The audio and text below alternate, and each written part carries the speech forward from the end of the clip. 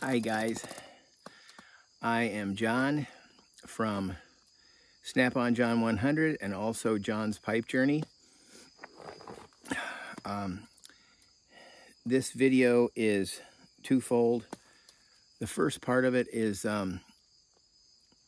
me taking the dogs for a long hike in the woods for 4 or 5 miles, and just for exercise for me to try to get in shape for backpacking, and a chance for them to get out and be able to smell all the smells that are out in the woods.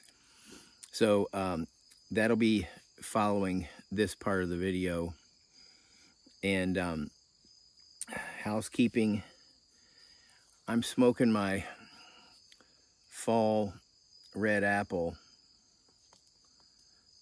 from Missouri Meerschaum. It's a corncob pipe with an acrylic stem. It's absolutely beautiful. In it, I'm smoking Gawath Hogarth Innerdale. And I also have something I want to show. Let me get this lit up here.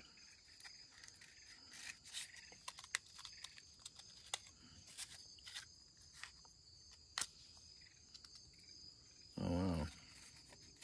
Thanks, Greg.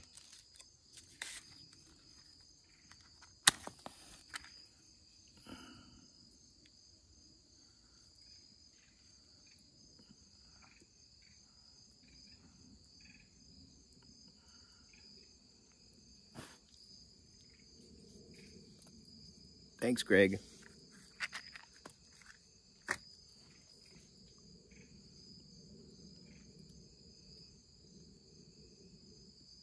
That's great stuff. Okay, for all my backpacking friends who aren't used to any pipe smoking or anything like that, when you smoke a pipe, you don't inhale it. You just bring it into your mouth. You're just tasting the different flavors of tobacco. So I'm not inhaling. I've actually never smoked anything in my life.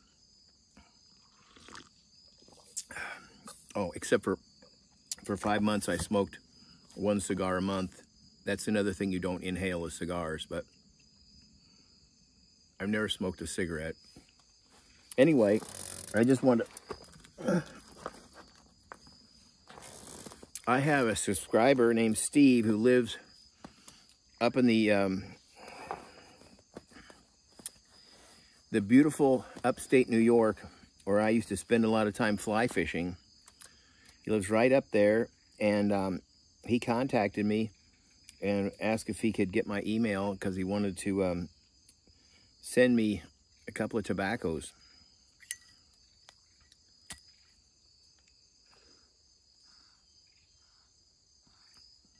Which is wonderful and generous. Thanks, Greg. So what I just got them in the mail today. This one is 2 ounces of vanilla cream, Boswell's blends. And the other one in this super cool tin. I don't have any tins at all because I just started smoking a pipe like 1.5 years ago, so I don't have anything cool like this. But it's velvet, and inside is he put a baggie of fresh, like new velvet he just got, and gave me this really cool tin. So that was super generous. Thank you so much, Steve. I really appreciate it. I'm looking forward to trying it. And just thank you so much. I appreciate your generosity. That stuff like that blows me away. But anyway, I'm just kind of winding down now because I'm on a long hike. I wore these. I don't normally wear this kind of outfit for hiking, but I had sprayed permethrin all over them, so to keep ticks and chiggers and stuff at bay, I just wore this. You still have to constantly stop and look for them. I hate ticks. But the footage is nice. And speaking of beautiful, my background is real. It's so beautiful it looks like a fake background. You can tell it's real because there's like an old rotted log over here on the left. Or your right, I guess.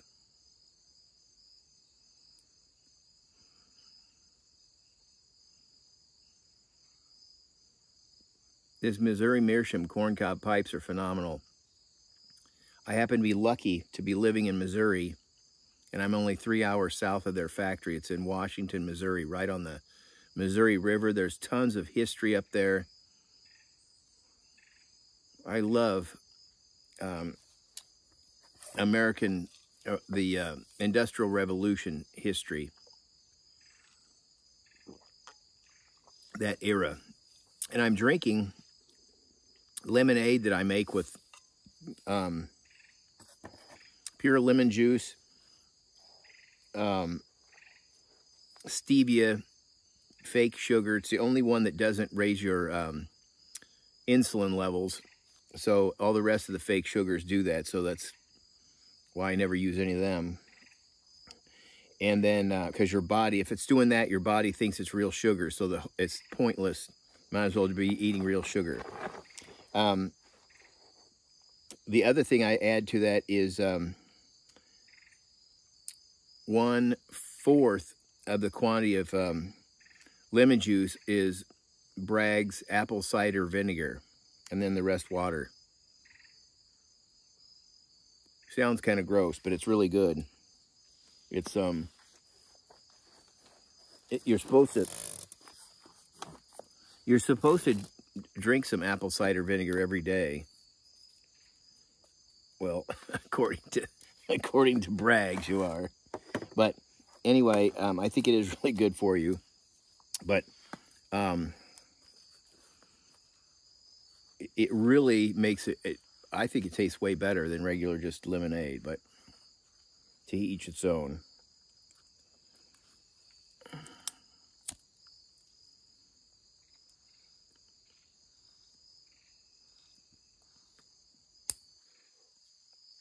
Oh, thanks, Greg. Really, thanks, Greg, on that one.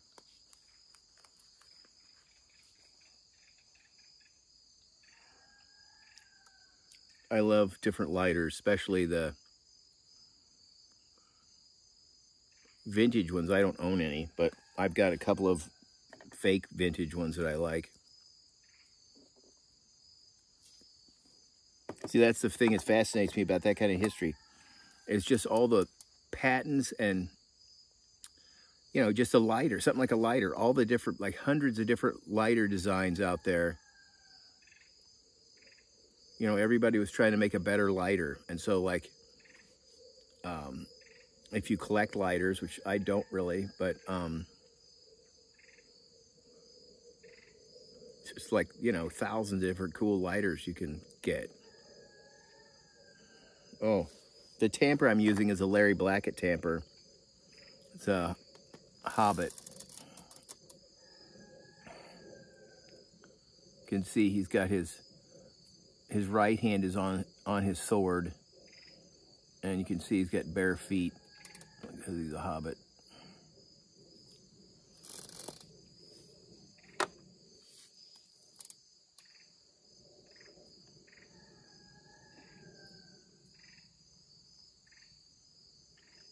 Well, I guess that's it, except for I did bring, I don't know if I'll get to it.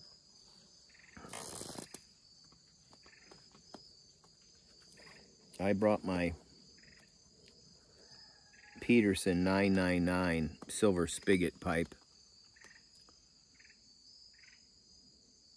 I don't know if I'll be out here long enough to smoke a bowl out of that.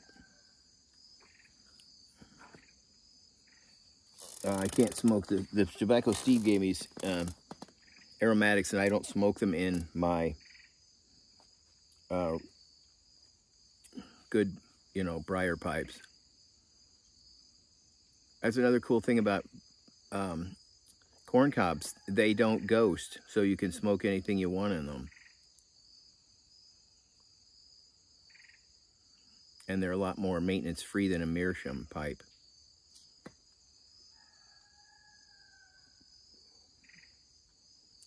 Anyway, I'll be signing off, and then I'm just going to add our hike after this. But since I didn't say goodbye, I will say it now. Until we meet again, God bless. I'm walking the dogs and getting some exercise / training for my backpacking, and I just noticed that the woods is getting thinned here, so I thought we would stop and walk down here and see what they've been doing. I got little Chloe and Mr. Wiley Boy with me. There's Chloe. Come on, let's go.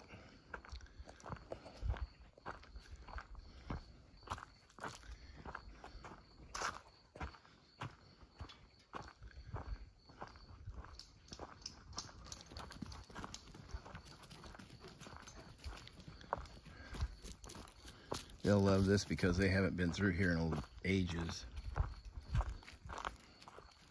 I was gonna walk down by the river, but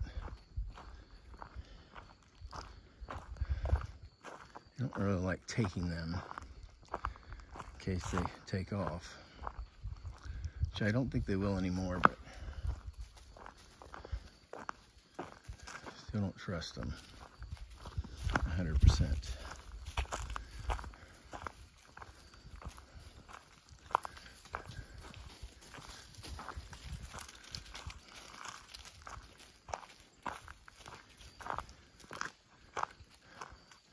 There's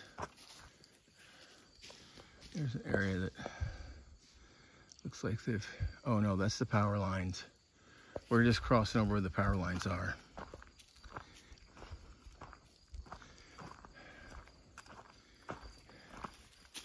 Here's where the power lines are. Up and down here. Down that way.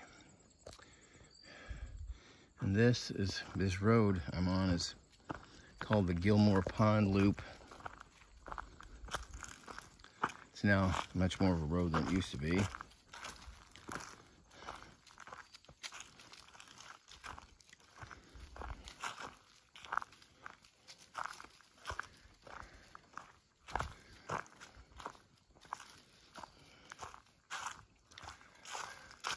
This is so cool that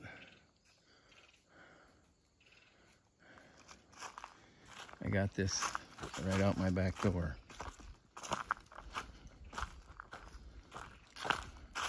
Eventually, it becomes federal land.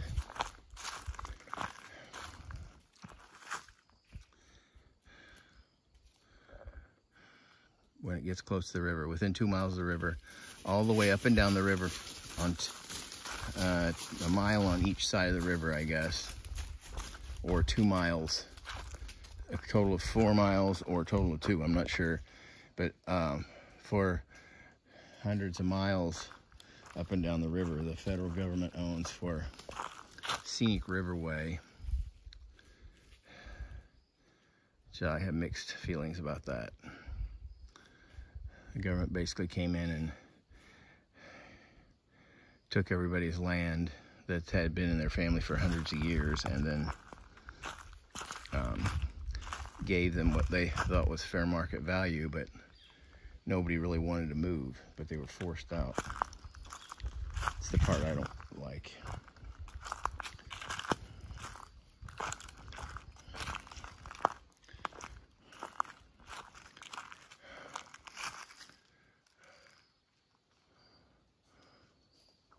It's a great place to hang a hammock. I'll have to remember that.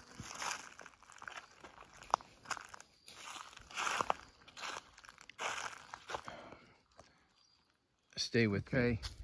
I've come to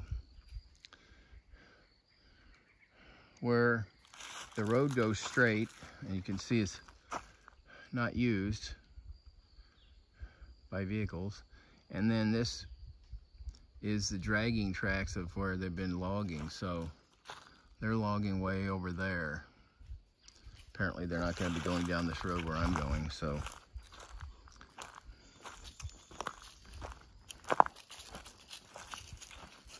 What we'll do is I'll walk over down to see what they've done, just a little way.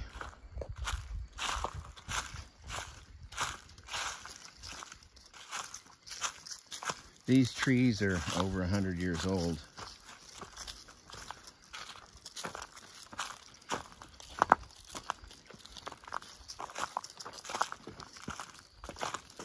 So they've pretty much reached their end of their life.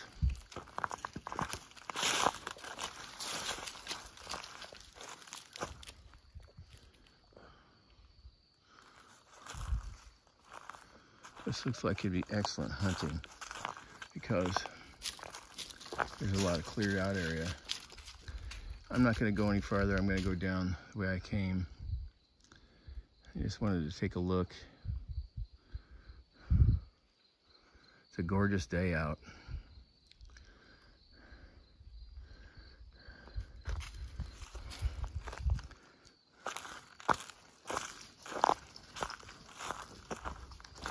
The ground is completely covered with acorns.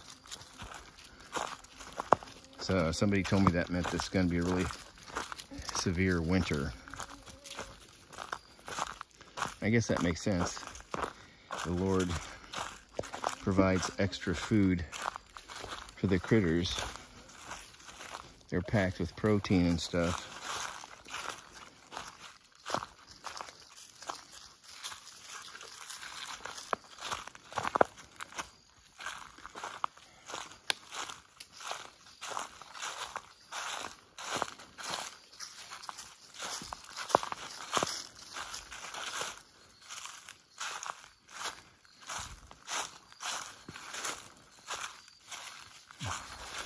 All right, stay with me. The thing about this woods is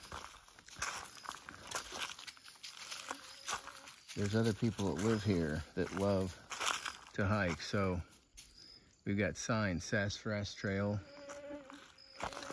which is down this way.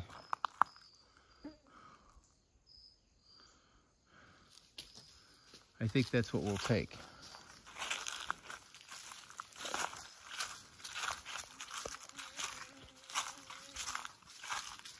These trails were created from really old logging trails, or they could tell that somebody had used mules or something and hauled lumber out through these skidder trails. The dogs are having a totally fantastic time sniffing everything.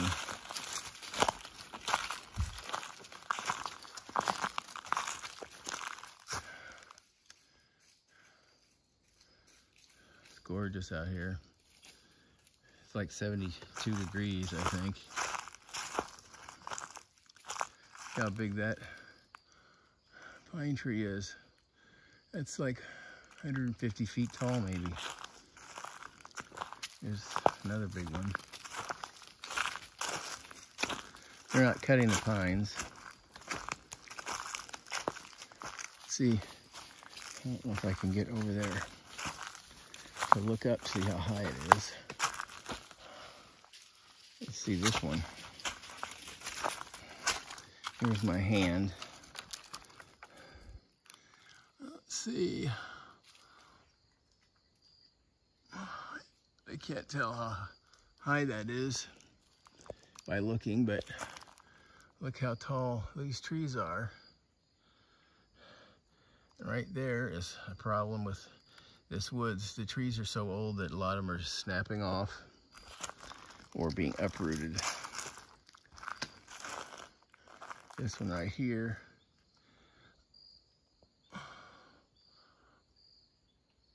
really high, but you have to be here if you can't tell from through my lens.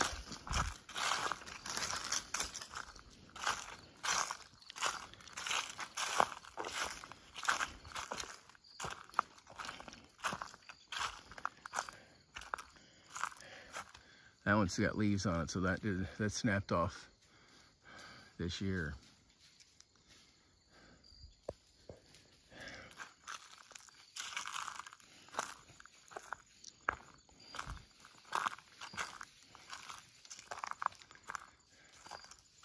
But that's one reason why we have a homeowners group, and that's why we're paying to have our woods logged, to take some of the biggest. They're selectively doing it for wildlife habitation, and then we get the money from the trees.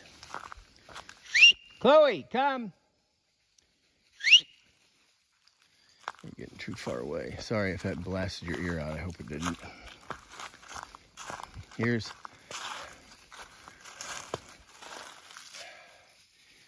but the outer bark makes great tinder. Cedar. It was a cedar tree. Wow.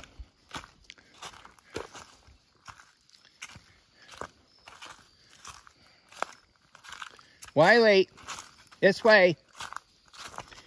Wiley, this way. They're so excited that they are forgetting who they're with. This looks like it got maybe clawed open by a bear. I'm not sure. Looking for bugs. I don't think any small animals could have ripped open that much. They could be wrong. Come on, Wiley.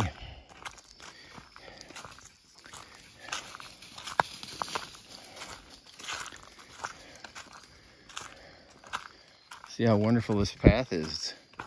You could drive a car through here. It's not all weedy or anything.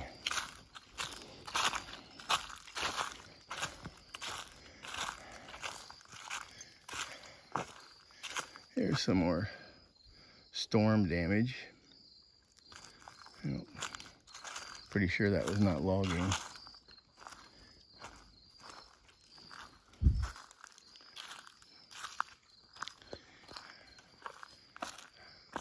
I'll be back in a flash. There's a big old white oak right there.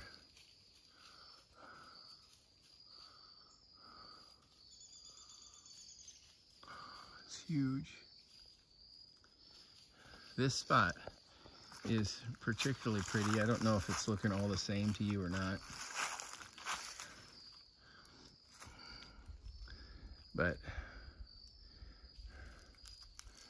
this is a re-entrant, right? Maybe 50 yards in front of me. It drops right off into a re-entrant, and I think I'm on a spur. I'm on a spur if it drops off on that side too, but I don't know if it does. But there's the road where Chloe's standing. This is really beautiful. Now the road has got moss for a center to guide you along.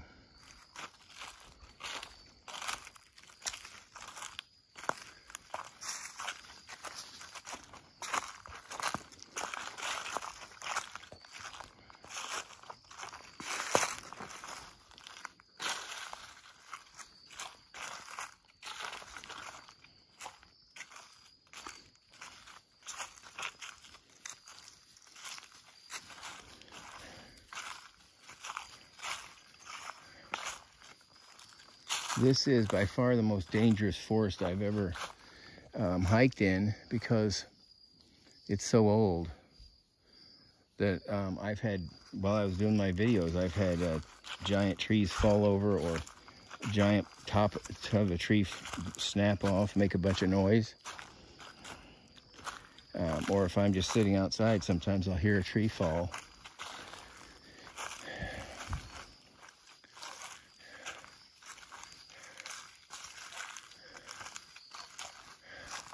right through there is another huge oak. It's right in the center of the tree, the screen where you see that Y. That's getting toward the top of this giant oak.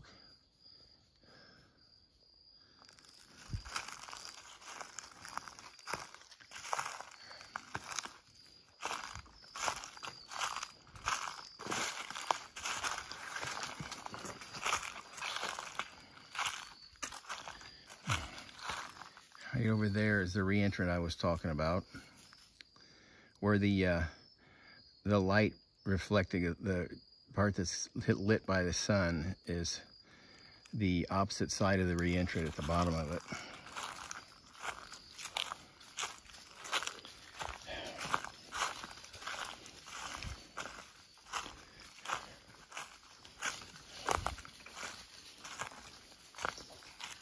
I hope I'm not making anybody sick.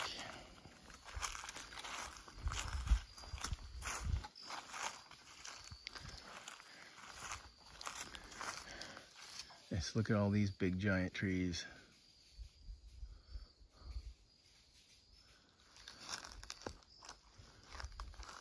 When I had my acreage thinned, the guy told me he'd never had trees or logs that big on his truck in his life.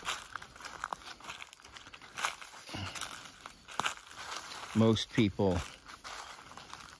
would have cut these trees and logged this 50 years ago or so because they don't want to wait. And this is all private.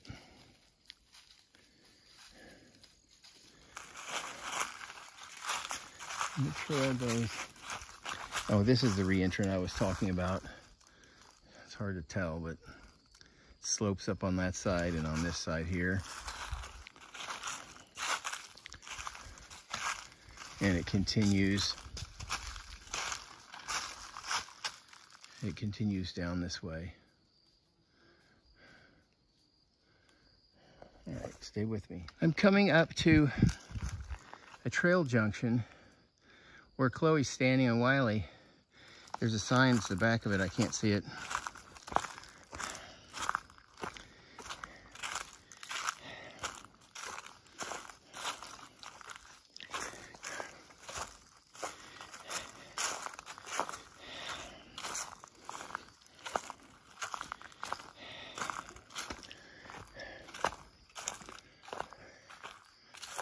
Okay, here we go. Oh, I think this is going to say the name of the one we were on. Yeah, Sassafras Trail. And over here, this one's called Ovenbird Trail.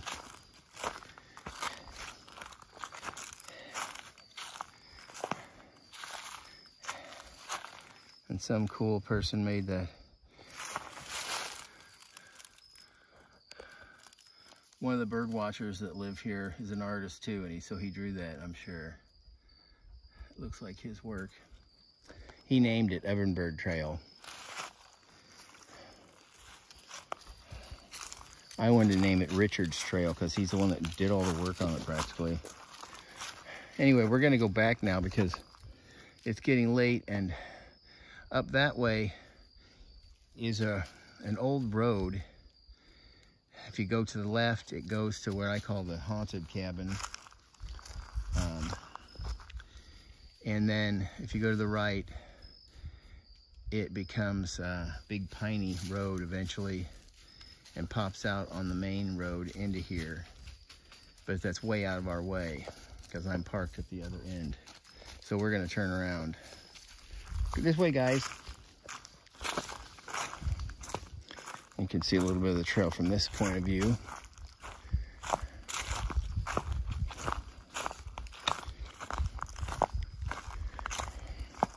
I have to keep stopping and looking for ticks.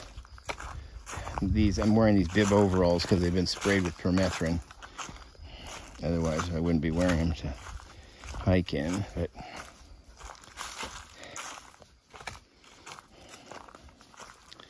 now I've backpacked and camped out all around these woods which is fun because I'm within a day's hike of my house or less. So a lot of times I'm an hour away. So it makes it really nice, especially if I'm by myself, because then my wife didn't have to worry so much.